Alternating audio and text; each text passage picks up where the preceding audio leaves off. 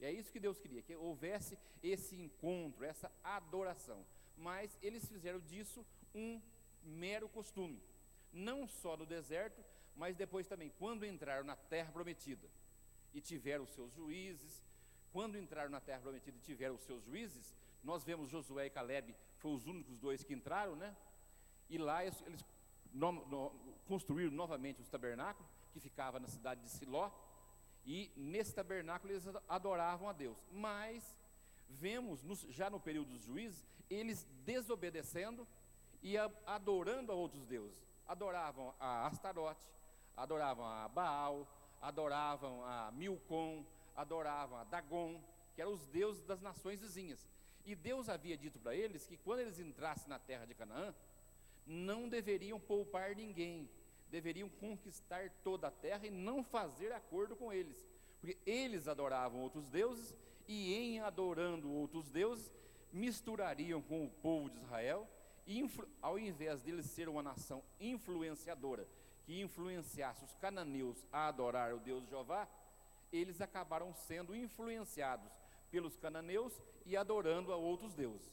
Tudo isso foi motivo da ira de Deus, que uma hora eles foram levados para os amonitas, outra hora para os filisteus, outra hora para os amalequitas, e vemos que eles eram levados cativos. Aí clamavam a Deus, Deus que é misericordioso, Deus que é benigno, Deus que é justo, Deus que é bom, levantava juízes que os livravam da mão dos seus opressores. Até que no final, o último juiz foi Samuel, né? O último juiz é Samuel, que faz a transição da judicatura, do período de juízes, para o período da monarquia. Eles pedem um rei, e Deus já havia falado para eles, lá no deserto, quando deu a lei, que eles não deveriam ter rei como outras nações, porque o rei deles era Deus. E Samuel vai se queixar com Deus, que eles não queriam mais o período dos juízes, né? E Deus fala para Samuel: não é você que eles rejeitaram é a mim, mas eles querem um rei, dá um rei para eles, e deu Saul. Só que o Saul foi escolhido por eles segundo a beleza, segundo o tamanho, né? Diz que Saul era muito belo, ele sobressaía a todo israelita dos ombros para cima, e eles escolheram a Samuel e Saul. E Deus manda que Saul vá e destrua os amalequitas, porque os amalequitas, quando vinham no caminho, quando Israel vinha do caminho do Egito, quiseram passar pela terra dos amalequitas e eles não deixaram. Houve a peleja lá com Amaleque, quando Moisés, Arão e Ur subiram ao monte, né? E houve necessidade que Arão e Ur segurassem os braços de Moisés para que a vitória prevalecesse, mas mesmo assim ficou aquela marca de Amaleque lutando contra Israel. E Deus disse para Saul que fosse lá e destruísse tudo lá em Amaleque, destruísse o rei, destruísse tudo, não deixasse nada vivo. E Saul vai lá para Amaleque, destrói o povo, os amalequitas, mas poupa o gado e poupa o rei. E quando Samuel chega para conversar com Saul, Saul vem dizendo: ó Samuel, eu fiz tudo aquilo que Deus mandou. Mas fez. Então o que é esse mugido de vaca, esse balido de ovelhas, né? Não, foi o povo que poupou para sacrificar ao teu Deus, que é o contexto do nosso textuário hoje, né? Aí Samuel fala o que está aqui no textuário para Saul, né? Tem porventura o Senhor tanto prazer em holocaustos e sacrifícios, como em que se obedeça a palavra do Senhor? Eis que o obedecer é melhor do que o sacrificar, e o atender melhor do que a gordura de carneiros. Falou para Saul, o que ele disse para Saul? O Senhor, o que ele queria que você fizesse era que ele obedecesse. Embora o Senhor aceite sacrifícios, embora se faça o sacrifício de carneiros, de ovelhas, de bodes, de bezerros, né? Deus aceita esse sacrifício, mas nessa oportunidade, isso aqui ele não queria. Ele queria que você obedecesse. E que mais que você deixou? Eu deixei Agag vivo também, né? Foi, então traz o Agag lá. Aí o Samuel falou: assim como você desfiliou muitas mães em Israel, O que é isso? Matou muitos filhos das mães de Israel. Hoje vai ser desfilhada a sua mãe. E matou o Agag. E ali ele falou para Saul: hoje Deus poderia ter confirmado o reino na tua mão, mas ele já escolheu uma pessoa melhor do que você, uma pessoa que vai obedecer o que ele quer. E escolheu a Davi no lugar de Saul. O Davi morre, entra o Salomão morre, entra o Roboão, e há essa divisão do reino, né? Aí chega nesses dias da nossa lição, que é os dias de Jotão, de Acás e Ezequias. Aqui nós já estamos no ano 700, entre, né, o ano 750 e o ano 686 antes de Cristo. Então faz mais de 2750 anos que essa profecia de Miqueias foi proferida. Ele proferiu as profecias dele nesses dias. E qual que é o teor da profecia deles? Está mostrando para o povo que eles vinham, faziam sacrifício, faziam seu culto, mas faziam de qualquer jeito. Não faziam um culto racional, conforme Paulo descreve lá em Romanos 12:2. Paulo pede para os romanos: rogo-vos, pois, irmãos, pela compaixão de Deus, que apresenteis o vosso culto em sacrifício, apresenteis os vossos corpos em sacrifício vivo, santo e agradável a Deus, que é o vosso culto racional, que é o vosso culto com razão, o vosso culto com entendimento. É isso que Deus queria.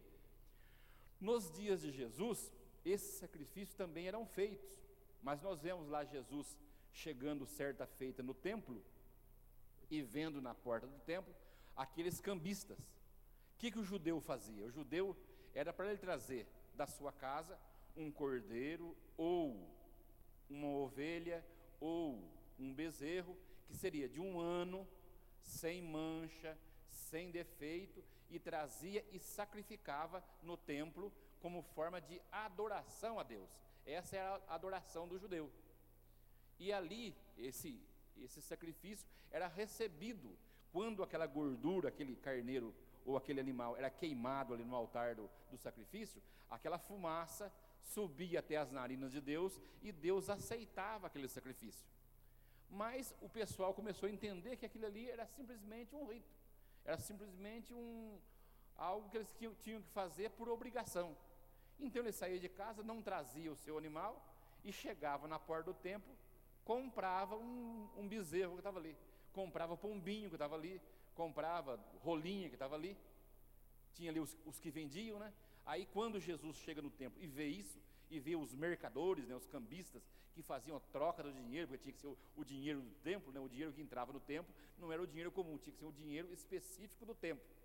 Eles trocavam, faziam essa troca de dinheiro, comprava aquele animal e ali sacrificava, achava que estava adorando a Deus. O que Jesus faz? Jesus chega, derruba as mesas dos cambistas, né, e com uma corda ele fala, uma zorrague, e expulsa todos aqueles cambistas ali, diz: a minha casa será chamada casa de oração. E isso já estava profetizado num dos salmos, que a minha casa é casa de oração. Então a casa de Deus não é o lugar onde nós viemos por mera conveniência, não viemos por mera obrigação, é onde aqui nós encontramos e adoramos o nosso Criador, é onde nós fazemos o nosso culto. Eu não venho no culto, eu não venho no culto na igreja, eu venho e trago o meu culto, eu trago a minha adoração. Agora, até que ponto essa minha adoração é verdadeira? A mulher samaritana disse para Jesus: uns dizem que é em Jerusalém, vocês judeus, dizem que é em Jerusalém que tem que adorar, e nós samaritanos adoramos aqui no Monte Gerizim, porque quando os dois reinos foram divididos, os samaritanos construíram depois um templo no Monte Gerizim, e eles adoravam no Monte Gerizim, e o templo de Salomão era no Monte Moriá. Eram dois montes diferentes na terra de Israel, mas que haviam dois locais de adoração. Para não dizer que antes de eles construir esse templo em Gerizim, quando Jeroboão separou e tomou posse das 10 tribos, ele, com medo que o povo descesse a Jerusalém e adorasse a Jeová, ele fez 2 bezerros de ouro, colocou um em Dan, lá no norte, e outro em Betel, mais ou menos no centro de Israel, para que o povo não descesse a Jerusalém para adorar. E isso foi motivo de abominação para Jeová. Tanto que Deus, quando usa os profetas do reino do norte e cita os nomes dos reis do reino do norte, ele fala: e andou nos pecados de Jeroboão, filho de Nebate. Todos os reis seguiram o mesmo pecado de Jeroboão. Qual o pecado de Jeroboão? A idolatria, a desobediência. E agora o Malaquias, ele mostra que o reino do sul também está no mesmo caminho. Aqui, nesse contexto aqui, se ele profetizou entre 750 e entre 686, ele profetizou um pouco antes do cativeiro do reino do norte e um pouco depois, no período desse cativeiro. Com certeza, Malaquias previu e viu o reino do norte ser desbaratado pelos assírios e serem espalhados pelo mundo, porque os assírios, nós falamos no domingo passado aqui, que os assírios, quando eles conquistavam outros povos, a Assíria nessa época é o império que comandava o mundo, é o império mais poderoso. Eles chegavam e conquistavam os povos e pegavam os povos que eles conquistaram e espalhavam em outros países. E pegavam gente de outros países e traziam para os países onde eles conquistaram. Para quê? Para acabar com a raça do povo. Eles queriam acabar com a raça do povo de Israel.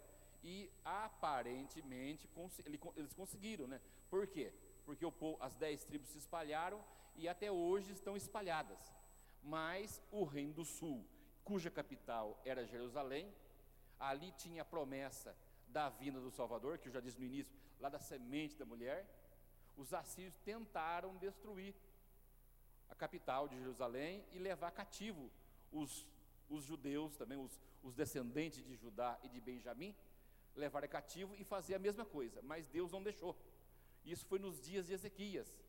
O Senaqueribe tentou fazer isso, mas Deus não deixou, e numa noite só um anjo feriu 185 mil soldados dos assírios, e ele voltou para sua terra. Chegou lá, ele foi morto pelos seus filhos, e um outro rei assumiu o seu lugar, e logo em seguida o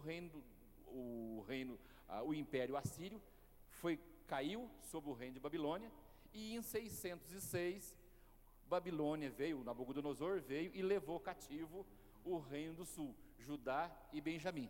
Só que Babilônia era diferente. Babilônia tratava bem os povos que eram conquistados. Quando levaram cativo para a Babilônia, lá Daniel, Ananias, Misael, Azarias, né, os 3 moços que foram mudados, eles tentaram incutir em Daniel e nos 3 moços a cultura babilônica, mas como eles eram fiéis a Deus, eram obedientes, né? O tema da nossa lição, obedeciam a Deus. O que Daniel fez? Daniel assentou-se no seu coração não se contaminar, nem com a porção do rei que ele comia e nem com o vinho que ele bebia. Por quê? O vinho que ele bebia e a comida que ele comia, primeiramente, era oferecida aos deuses. Tanto que Daniel pede para o chefe dos eunucos que não lhe ofereça nem o manjar e nem vinho, mas lhe ofereça legumes e água. E foi feito isso, e eles prosperaram lá na Babilônia. E 70 anos depois, conforme Jeremias havia previsto, profetizado, o reino do Babilônia é conquistada pela Média, né? Média, o reino dos Medos, Ciro da ordem, e o povo de Israel que estavam lá cativo, as 2 tribos, volta para Jerusalém, reconstrói o templo nos dias de Esdras, Neemias, Zorobabel, né? Ageu, Zacarias. Vai ser tema das próximas lições nossas, nós vamos ver isso, essa volta do cativeiro. Mas nesses dias aqui havia essa desobediência, fazendo esse sacrifício, achando que trazendo um animal coxo, trazendo um animal cego e sacrificando, estaria feito o sacrifício. E também não é diferente nos nossos dias hoje, né? Tem gente que acha que vindo no culto na terça-feira, chegando aqui, sentando, cantando 2 hinos e ouvindo a pregação, já fez a sua obrigação, né? Domingo na escola dominical, não, eu vou lá, vou fazer minha obrigação. Mas Deus não quer o crente obrigado. O crente quer que o crente, Deus quer que o crente venha até o culto, venha até o templo, né? Que é esse templo aqui, e aqui ele tenha um encontro, faça o seu culto e adore a Deus. Quando Jesus falou à mulher samaritana, quando ela perguntou para Jesus se é em Jerusalém ou se é em Gerizim que deveria adorar a Deus, diz, não, o Pai procura verdadeiros adoradores, que o adorem em espírito e em verdade. É esses adoradores que o Pai procura. Deus procura esses adoradores.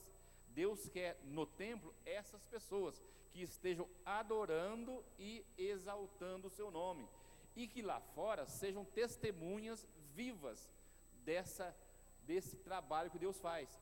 Em Atos, os discípulos eram testemunhas vivas da ressurreição de Cristo, e nós continuamos fazendo o trabalho que os apóstolos faziam. Hoje nós somos testemunhas vivas de Cristo. Onde nós vamos, nós devemos anunciar que esse Cristo salva, que esse Cristo cura, que esse Cristo batiza com o Espírito Santo, que Ele voltará e vai nos levar para uma terra que mana leite e mel, né? Usando a parábola do povo de Israel. Eles saíram do Egito, caminhar no deserto e entrar numa terra que mana leite e mel. Nós saímos do mundo, estamos caminhando, não saímos do Egito, saímos do mundo, né? Nós estávamos num mundo de pecado, estava num lamaçal de lodo, como diz o salmista do Salmo 40, mas o Senhor nos tirou de lá, pôs os nossos pés sobre uma rocha, e hoje nós estamos caminhando rumo a Canaã celestial, e esperamos, a Canaã celestial que nós esperamos, é muito melhor do que a Canaã terrestre que os judeus esperavam, porque lá nós estaremos com o verdadeiro Deus, não vamos estar tendo que conquistar a terra, não teremos que lutar contra o inimigo, mas quando os israelitas passaram o Jordão, eles tiveram que conquistar, tiveram que fazer muitas guerras para conquistar aquela terra prometida, mas hoje não. O hino 509 fala, quando o Jordão passarmos unido e entrarmos no céu, veremos lá, como a areia da praia os remidos, que gloriosa vista será. Nós vamos encontrar lá do outro lado do Jordão, quando nós passarmos, vamos encontrar todos os remidos, desde o início do mundo até o dia da vinda de Cristo, e vamos estar com Ele para todo sempre. Mas para isso precisamos fazer o nosso culto, não com esse culto que eles faziam, né? Esse culto formal, mas devemos fazer um culto racional, um culto com entendimento, né? A estrutura e a mensagem de Miqueias é uma coleção de breves oráculos, agrupados em 7 capítulos, dividido em 3 partes principais, o capítulo 1 e 2, o capítulo 3 a 5 e o capítulo 6 a 7, e cada um desses capítulos começa com a palavra ouvir, o ouvir no sentido imperativo, vocês devem ouvir a palavra de Deus. Miqueias prega a mensagem que Deus o havia mandado pregar e pede para que o povo de Israel ouça essa palavra, né? E o assunto do livro é a ira divina em relação aos pecados de Samaria e Jerusalém. Miqueias dirigiu seu discurso contra a idolatria, censurou com veemência a opressão aos pobres e denunciou o colapso da justiça nacional. Além disso, anunciou de antemão o local do nascimento do Messias em Belém. Está lá em Miqueias 5 e 2. Se os irmãos abrirem as suas Bíblias, vão ver lá em Miqueias 5 e 2, que ele profetiza aonde Jesus iria nascer, né? Que é Belém Efrata. O que ele diz lá? Ele diz, e tu, Belém Efrata, posto que és pequena demais para figurar como grupo de milhares de Judá, de ti me sairá o que há de reinar em Israel, e cujas origens são desde os tempos antigos, desde os dias de antiguidade. Essa minha Bíblia aqui, essa versão fala cujas origens. Outra versão, a maioria da versão que os irmãos têm, fala cujas saídas. Quando Miqueias profetiza que essas saídas desse que viria de Belém Efrata e que seria rei em Israel, ele está dizendo das saídas que Jesus fez da sua glória. E nós vimos no Antigo Testamento várias saídas, desde a antiguidade, Miqueias fala, né? Isso é chamado de teofania, ou seja, aparição de Deus.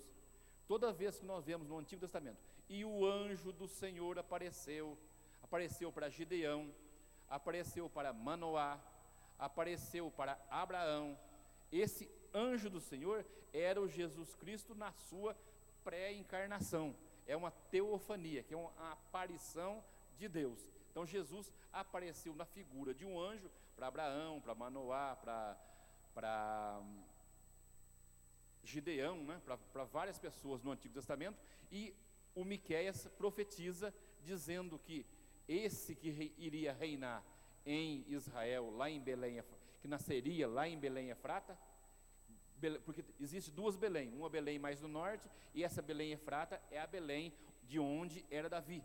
E se Jesus, ele é da linhagem de Davi, ele é da tribo de Judá, ele teria que nascer na terra de Judá, ele era dessa origem. Então Davi era de Belém, e por isso que Jesus nasce em Belém.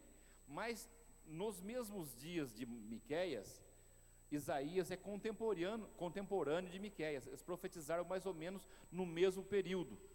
E Isaías fala que o menino, lá no capítulo 7, viria lá da terra de Zebulon e de Naphtali, da Galileia dos gentios.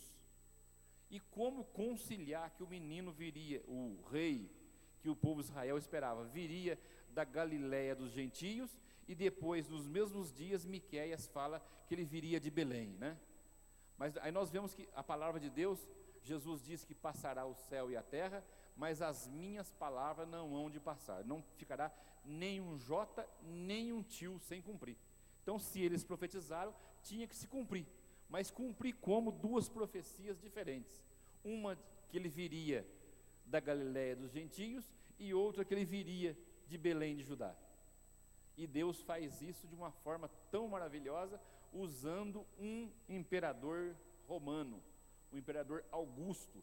Nos dias de Jesus reinava o mundo, comandava o mundo, o Império Romano.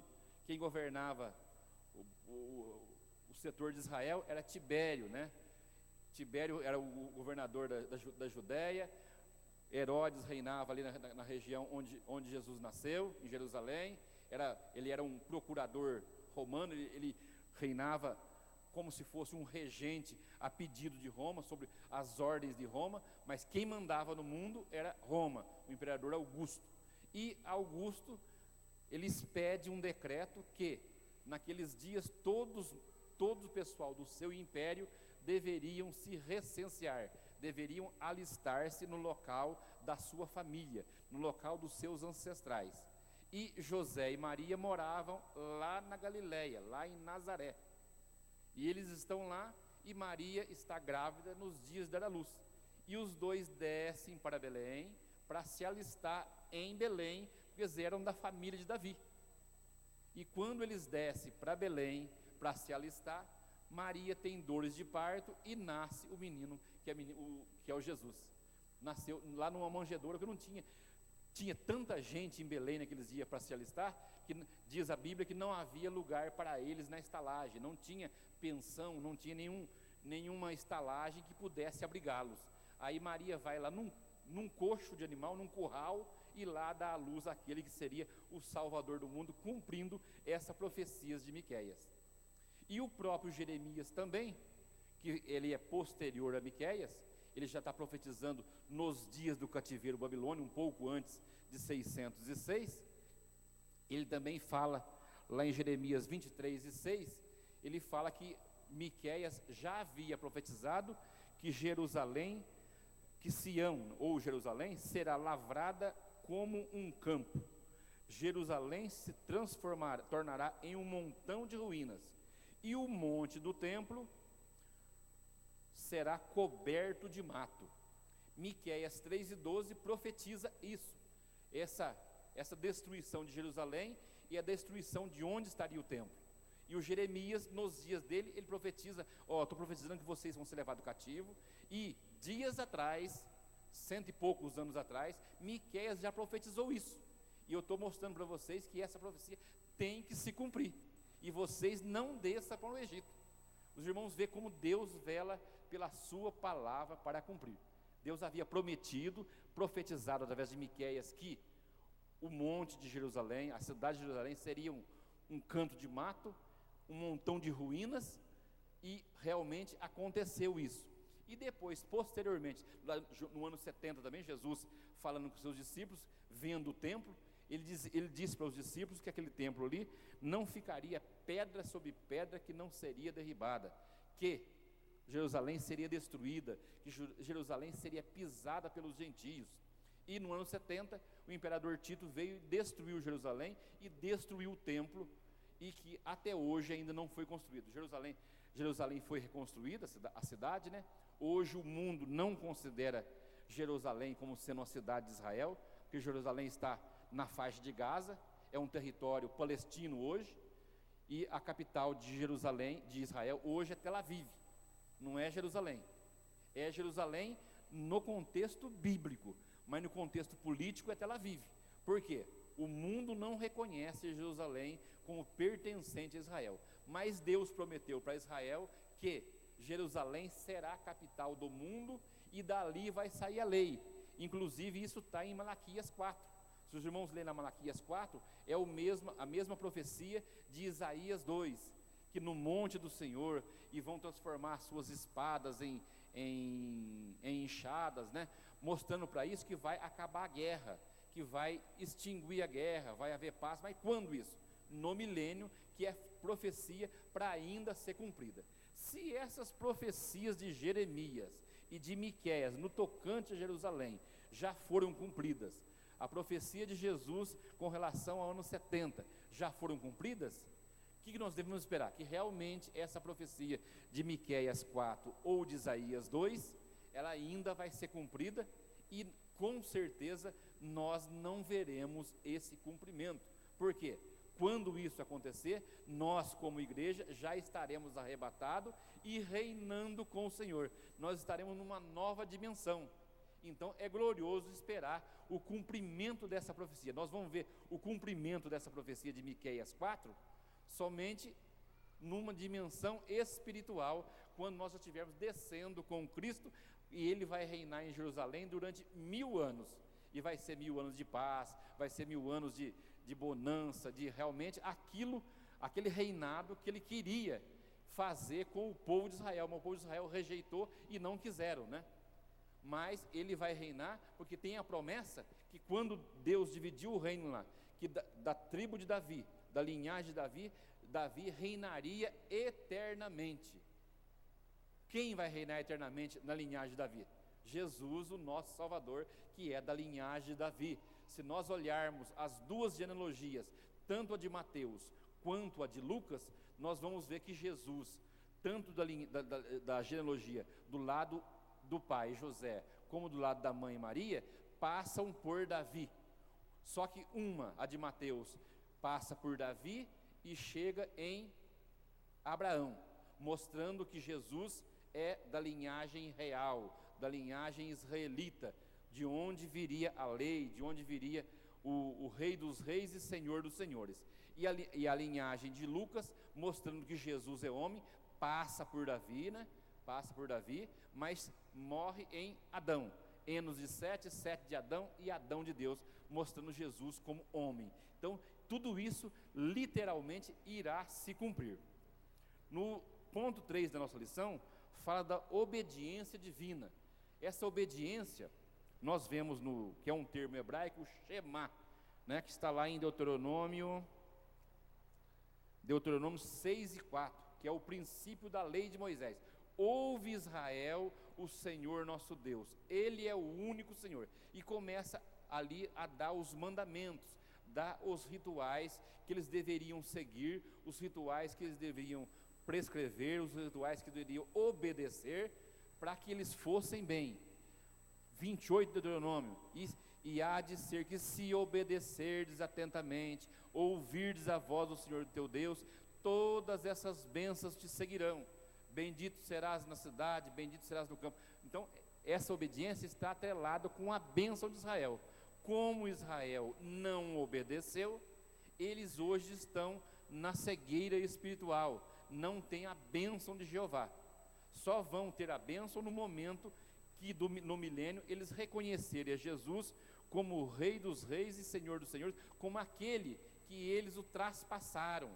Zacarias profetiza que eles vão reconhecer no momento que virem nas mãos de Jesus os sinais dos cravos. Aí vamos perguntar, o que é isso nas suas mãos, né? Ele vai dizer, isso são as feridas com que fui ferido na casa dos meus irmãos. Lá em Apocalipse 1:7, né? Eis que venho com as nuvens e todo olho o verá, até mesmo aquele que os traspassaram. Quem traspassou Jesus? Os próprios judeus. Eles vão ver o Jesus descendo com poder e glória, vão reconhecer que Jesus é aquele que eles rejeitaram, que eles deviam ter aceitado como sendo o Messias, como sendo o verdadeiro rei deles. Aí nesse momento eles vão ser libertos, o Jesus vai vencer o anticristo e implantar aqui o seu reino milenial.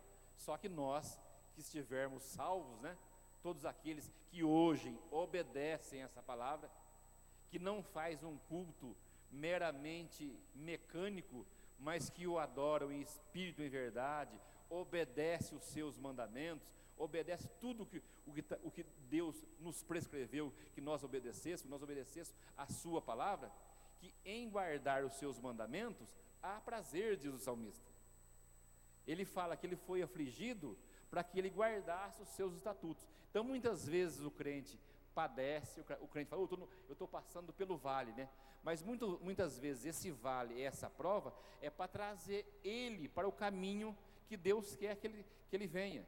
Nós ouvimos nesse final de semana aqui o pastor Túlio Reasco dizendo que o povo de Israel, eles eram guiados de dia por uma nuvem e de noite por uma coluna de fogo.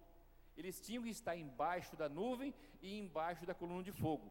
Quem saía fora da nuvem era queimado do sol do deserto e tinha insolação, né? E morria até por insolação. E quem saía de debaixo da coluna de fogo na noite morria de frio e também pelos animais, pelas pestes do deserto, né? E hoje nós não temos nuvem, não temos fogo, mas nós temos o Espírito Santo que nos guia. Porque Jesus, quando ele subiu, ele disse, vou deixar o Espírito Santo e ele vos guiará em toda a verdade. Então e Paulo escreve, né? Se nós somos guiados pelo Espírito de Deus, nós somos filhos de Deus.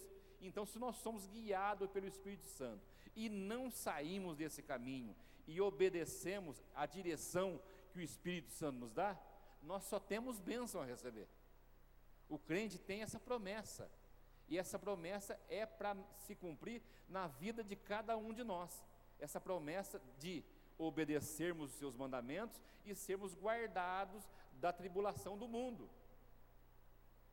Apocalipse 3:11 fala, eis que venho sem demora, né? Guarda o que tem, para que ninguém tome a tua coroa. Então nós devemos guardar tudo aquilo que nós temos visto, tudo aquilo que nós temos ouvido, tudo quanto temos aprendido do Senhor Jesus. Para quê? Para que nós não percamos essa nossa coroa. E a coroa, todas as cartas do Apocalipse, fala que ao que vencer, farei coluna do templo do meu Deus. Ao que vencer, eu vou dar uma pedrinha branca. Ao que vencer, eu farei com que se assente no meu trono. Para quem? Só para os vencedores. Aquele povo de Israel que desobedeceram a sua palavra, desobedeceram a lei, morreram no deserto e não entraram na terra prometida, embora tivesse a promessa de herdar a terra prometida. O próprio Moisés, que era o guia do povo de Israel, que era o que conduzia o povo, não entrou na terra prometida. Deus somente permitiu que ele subisse até o Monte Nebo e de lá ele olhasse as campinas do Jordão, as campinas de Moabe, né?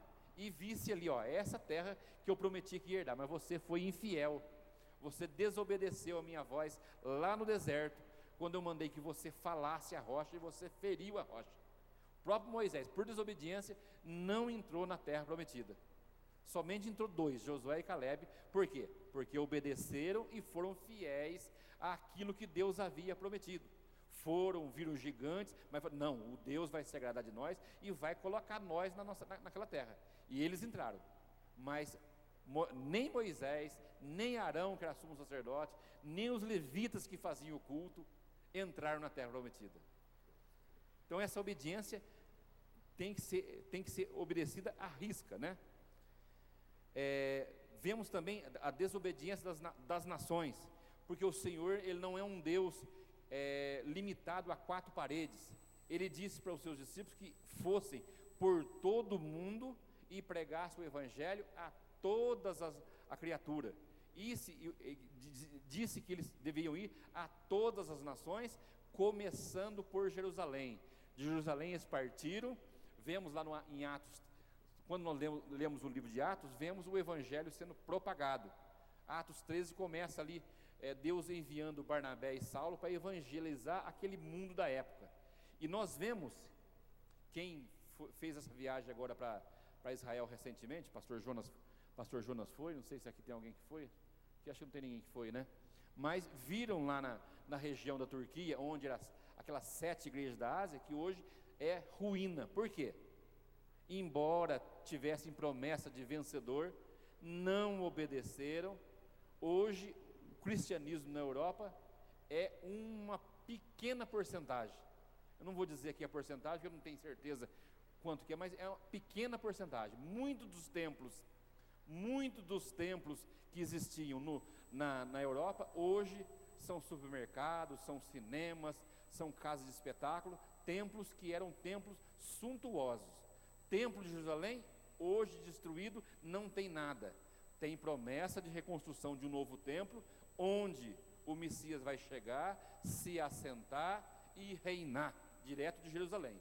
Mas por essa desobediência, eles estão sem o templo, e ficaram desde o ano 70 até 1948 sem pátria. Por causa de quê? Por causa de desobediência. A ira de Deus sobre o pecado. Malaquias 1, de 3 a 5. O profeta descreve de forma pitoresca a reação divina contra o seu povo. Numa linguagem antropomórfica, o Senhor desce de seu santo templo, o céu, para julgar Samaria, capital de Israel, e da mesma forma Jerusalém, capital de Judá, cujo pecado influencia todo o país.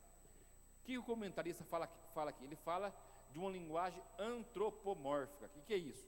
Antropomorfismo é forma humana, porque Deus, Ele é o Deus de toda a terra. Diz que Ele é maior do que os céus. Então, se Deus é maior do que os céus e maior do que a terra, Ele não precisa descer do céu para vir aqui à terra e executar o juízo. Mas para nós entendermos o que Deus faria com Jerusalém e com Samaria, o Miqueias usa essa linguagem como uma linguagem humana, que Deus desceria do céu e executaria o juízo contra essa nação, contra essas 2 cidades, contra essas 2 capitais do povo de Israel. Por quê? Porque foram desobedientes. Do ritual levítico nós já falamos, né? Sobre o ritual religioso. O rito levítico tinha as ofertas de flor de farinha, tinha a oferta de manjares, tinha o sacrifício pelo pecado, o sacrifício pela ignorância. Para cada tipo de pecado havia um tipo de sacrifício. E eles, é a mesma coisa hoje, né? Alguém dizer assim: eu não posso tomar uma cerveja, mas depois eu faço um sacrifício, peço perdão e vou tomar uma cerveja. Eu não posso ir na festa do peão, mas eu vou lá na festa do peão. Quando chegar no dia da Santa Ceia, eu chego e peço perdão. Até que ponto isso é perdoado? Até que ponto isso não é a apostasia? Até que ponto isso não é duvidar da graça de Deus, né? Deus perdoa, mas o escritor de uma das epístolas, ele fala que Esaú foi profano e vendeu o direito dele de primogenitura, e depois, mesmo com lágrima, ele buscou arrependimento, mas não achou lugar. Chega um ponto que a pessoa peca tanto que ele desfaz do sacrifício de Cristo. Isso aí já se torna uma apostasia. Aí não há mais perdão para esse pecado. Por quê? Ele acha que eu vou lá, peco, Deus perdoa, eu peco, Deus perdoa, eu peco, é o que o israelita fazia. Eu peco e vou lá, mato um carneiro.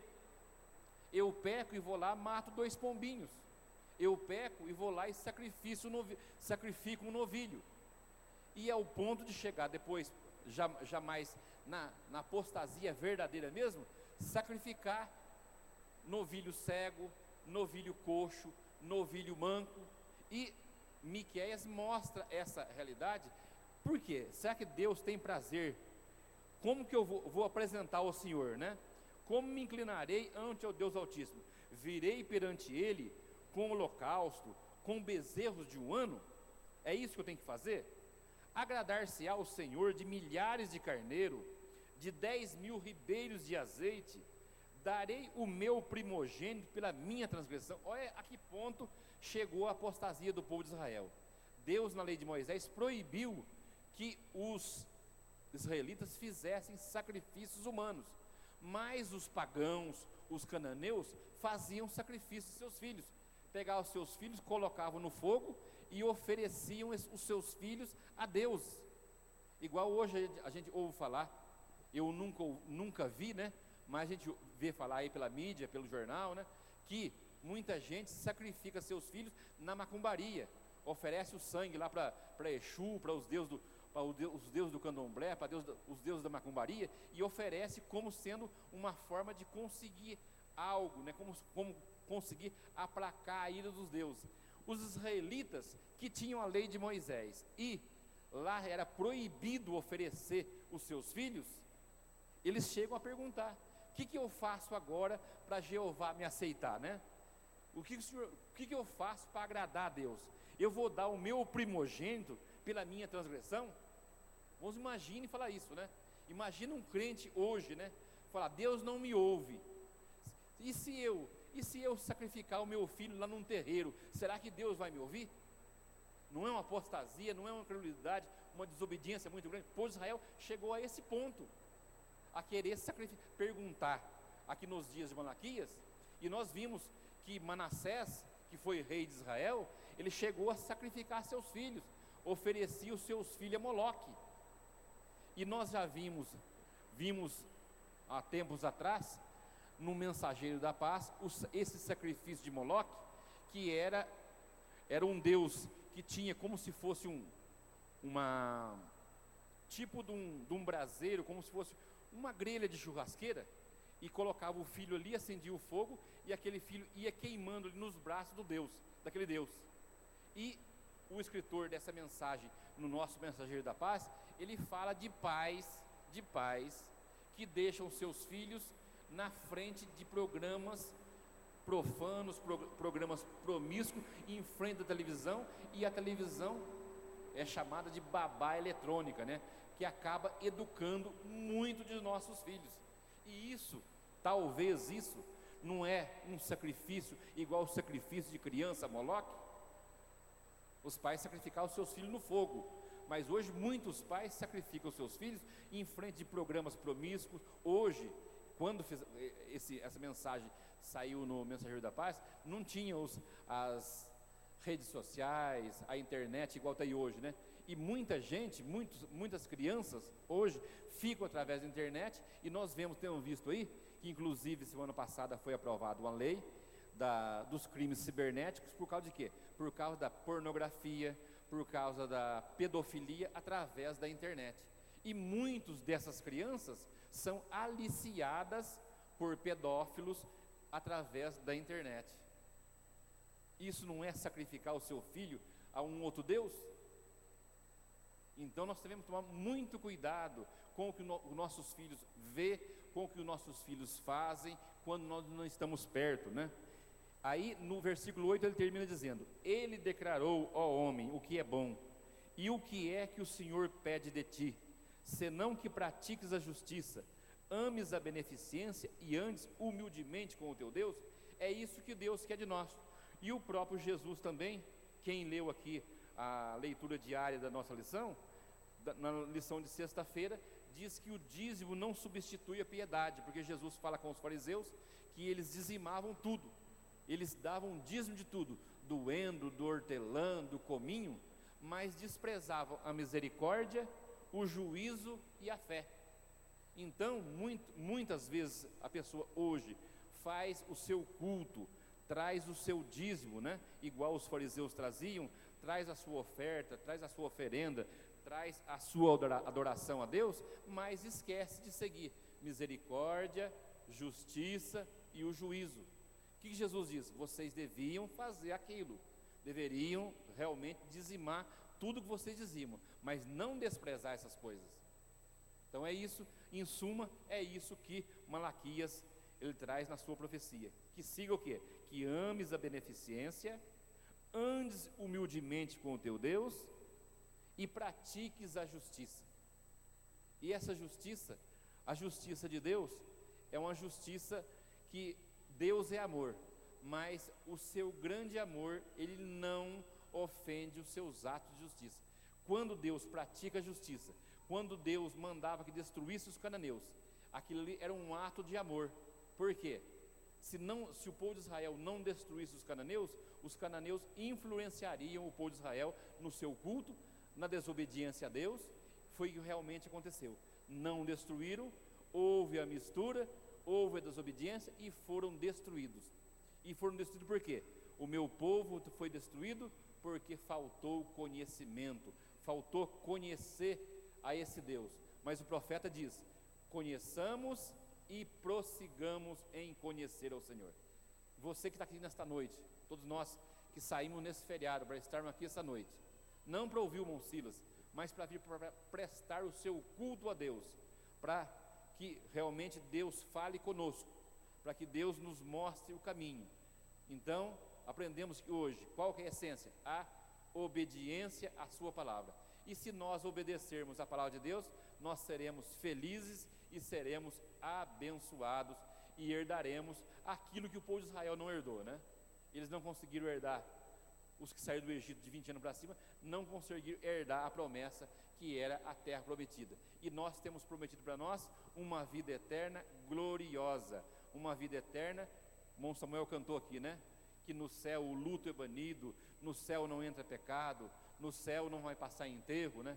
E irei eu para a linda cidade, Jesus me dará um lugar, com os crentes de todas as idades, crentes de 4.000 anos antes de Cristo, desde Adão até agora, né?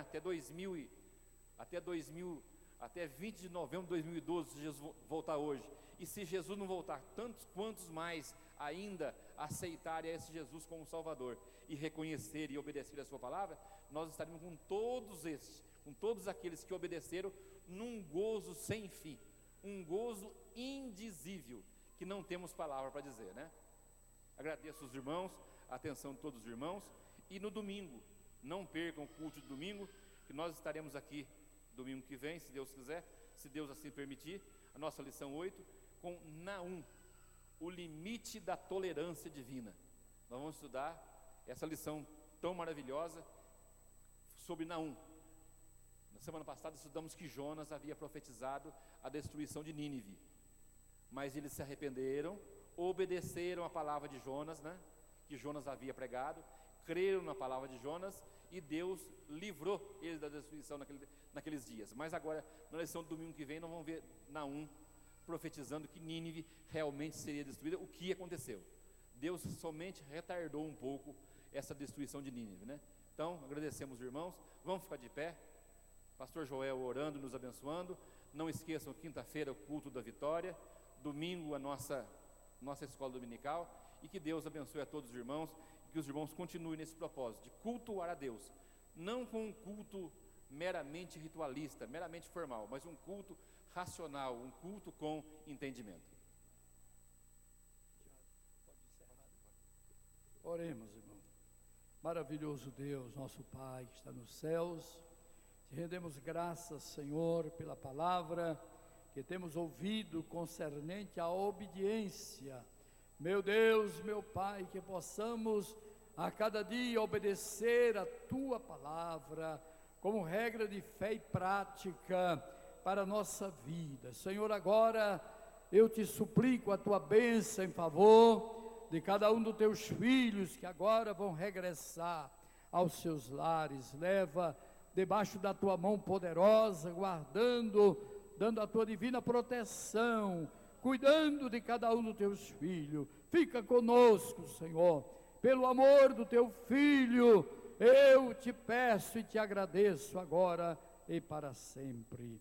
A graça do Senhor Jesus Cristo, o amor de Deus, nosso Pai, a comunhão e a consolação do teu Santo Espírito reine sobre cada vida. E todo o povo de Deus digam amém. Deus abençoe a todos, em nome de Jesus. Volte quinta-feira.